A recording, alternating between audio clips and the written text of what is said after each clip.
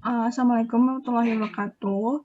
Pada video ini, kelompok kami akan menjelaskan mengenai penggunaan aplikasi Atlas atau Audit Tool and Link Archive System yang ditugaskan oleh dosen kami yang ditujukan untuk memenuhi tugas mata kuliah Audit Sistem Informasi. Sebelumnya, kami akan memperkenalkan diri terlebih dahulu. Saya Indah Adiati Amartasari. Saya Kamulana. Saya Indah Triwahyuningsih. Kalau begitu langsung saja.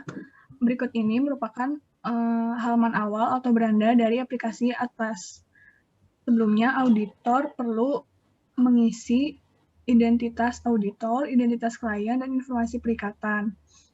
Di identitas auditor terdiri dari nama KAP dan AP serta susunan tim perikatan itu diisi secara manual. Lalu mengisi identitas klien yang terdiri dari nama klien, alamat klien, nomor telepon, NPWP juga diisi secara manual. Di sini ada sektor usaha klien, itu diisi dengan cara mengklik kolom ini, lalu dipilih sektornya yang mana. Juga status kepemilikan klien juga diklik kolom ini, lalu dipilih status kepemilikan klien yang mana. Lalu mengisi informasi perikatan. Di sini ada tahun buku yang diisi secara manual sesuai dengan tahun buku yang sudah ditetapkan. Lalu ada tipe perikatan, diklik kolom ini, lalu dipilih. Lalu ada jenis perikatan, serta standar audit, dan standar akuntansi klien. Selanjutnya langsung ke konten. Aplikasi Atlas ini terdiri dari 4 tahapan, yaitu ada pre-engagement, risk assessment, risk response, completing and reporting, serta general.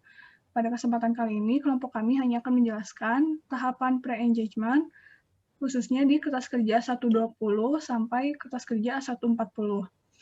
Kalau begitu langsung saja ke kertas kerja 120. Di sini ada identitas nama KAP dan nama AP sudah terisi secara otomatis yang berasal dari halaman awal atau beranda tadi yang sudah diisi.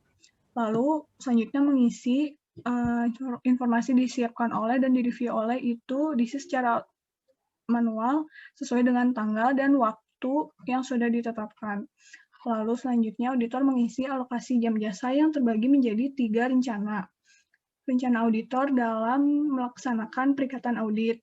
Yang pertama ada rencana jadwal pelaksanaan perikatan audit yang telah disepakati, itu diisi secara manual sesuai dengan tanggal dan jam yang sudah ditetapkan. Lalu ada rencana penggunaan jam jasa.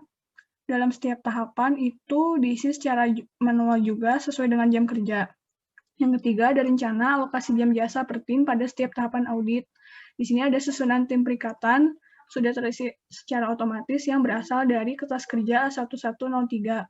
Di sini ada alokasi rencana kerja otomatis sudah terisi secara otomatis dan alokasi rencana kerja aktual diisi secara manual sesuai dengan keadaan yang sudah ditetapkan. Lalu ada jumlah serta total. Selanjutnya ke analisis kompetensi sumber daya untuk pelatihan berkelanjutan. Di sini ada risiko penerimaan dan keberlanjutan hubungan dengan klien sudah terisi secara otomatis yang berasal dari kertas kerja 110. Lalu ada jenis usaha klien, status kepemilikan klien, dan pemantauan sudah terisi secara otomatis yang berasal dari halaman awal atau beranda tadi yang sudah diisi. Selanjutnya auditor mengisi tabel sesuai dengan kebutuhan, perlu atau tidak perlu. Selanjutnya mengisi rencana proses pemantauan atas perikatan tersebut. Selanjutnya ke kertas kerja A130. Baik, saya akan menjelaskan kertas kerja A130, yaitu surat perikatan. Kertas kerja ini digunakan untuk menganalisis surat perikatan yang akan ditandatangani oleh KAP dengan klien. Terdapat beberapa pertanyaan sebagai kontrol untuk memastikan bahwa isi dan kelengkapan surat perikatan yang dibuat telah sesuai dengan standar yang berlaku. Nah, user diminta untuk menggunakan pilihan drop-down dalam menjawab setiap pertanyaannya. Kemudian kolom simpulan akan muncul secara otomatis. Simpulan terdiri dari 2 kondisi, yaitu surat perikatan memadai atau surat perikatan tidak memadai. Apabila pada kotak simpulan muncul surat perikatan tidak memadai, dapat disebabkan oleh 2 alasan, yaitu user tidak lengkap dalam melakukan pengisian atau surat perikatan tidak mencakup semua kriteria yang terdapat pada kertas kerja A130. Baik, selanjutnya kertas kerja dijelaskan oleh Kak Maulana. Kertas kerja A140. Surat tugas. Kertas kerja ini digunakan untuk mengecek kelengkapan surat tugas untuk tim perikatan yang akan melaksanakan audit.